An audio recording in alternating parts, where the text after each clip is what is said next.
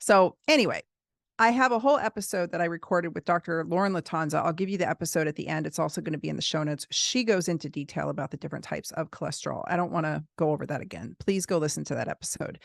And just know that it's not inherently cholesterol that's the bad guy. LDL is not a bad guy. HDL isn't always a great guy. In fact, some data that I just looked at yesterday showed that those with like long-term, those with elevated LDL might do better than those with elevated HDL. We're always trying to, and clinically, we're always trying to get people's HDL up versus their LDL. Like we don't have this down, guys. Let's just put it that way. And you can do advanced lipid testing. And that's what Dr. Latanza talks about on that episode.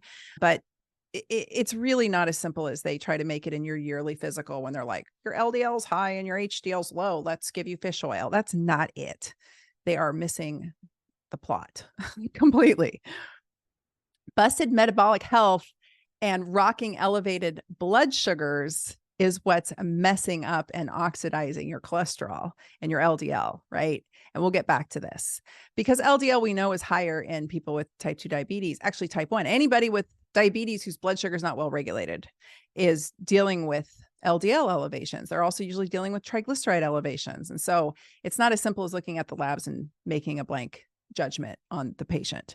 And it's certainly the answer is not supplying them with a statin to take for the rest of their life to lower their cholesterol levels. Like that's ridiculous. And I actually have a whole episode on that. I'll share in the show notes as well, all about statins. Statins, which are cholesterol lowering drugs, are the #1 selling drug in the United States. So the war on cholesterol might have something to do with that. Just a thought, right?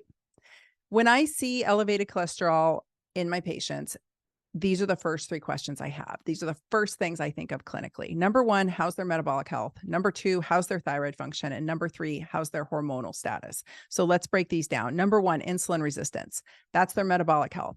Insulin resistance is rampant. 94. So data from 2018 that was published in 2021 showed that 94% of US adults have busted cardiometabolic health. So that's probably 94% of those of you listening have busted cardiometabolic health. What does that mean? It means you're rocking insulin resistance, which means you are on the path to type 2 diabetes. There's no other way to put it. There's not a gentle way to deliver that information. 94% of US adults are rocking high insulin levels with some level of insulin resistance, and they are busting not only their metabolic health, but their cardiovascular health, and they are walking headlong into type 2 diabetes. It's not a matter of if, it's a matter of when. And that sucks because that's a whole other ballgame.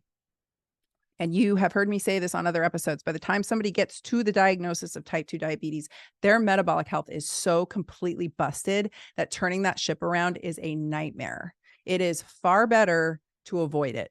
It is far better to know early on what you're dealing with. I have a free guide. You guys can go to my website and click on the red button and download my Assess Your Metabolic Health free guide. You can go to my Instagram. It's right there as well.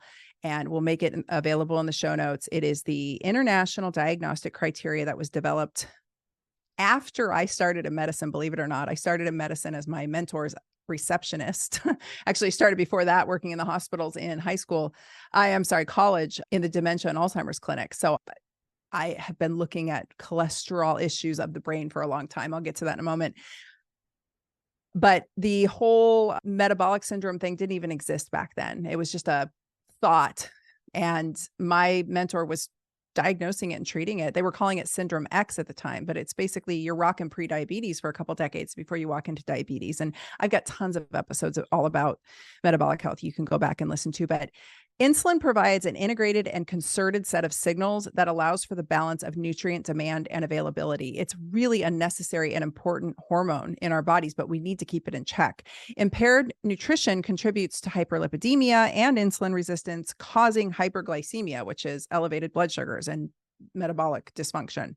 But interestingly, hyperglycemia causes and leads to the insulin resistance. So it's a chicken and egg. It's a vicious cycle, and it's a roller coaster folks have a very hard time getting off of the only solution really is lifestyle interventions, which there's no drug, there's no miraculous anything. There's no miraculous peptide. There are helpers, there are tools that are helpful, but they don't work unless you're doing the work. And I'll talk about more of that in a second. This condition alters cellular metabolism and intracellular signaling that negatively impacts all your cells. And then this hyperlipidemia, or elevated cholesterol, elevated lipids, leads to insulin resistance and type 2 diabetes as well. So they don't know what's causing what. But I'll tell you, if you just look at the timeline of a human being, they usually start to rock insulin resistance, and the response is they get hyperlipidemia. But elevated and chronic hyperlipidemia will drive people into type 2 diabetes as well. You glom up the liver, you mess up everything. You mess up the pancreas, you mess up digestion. I mean, on and on it goes. So you mess up the brain. So how do you get off that roller coaster, right? That's what we got to talk about here.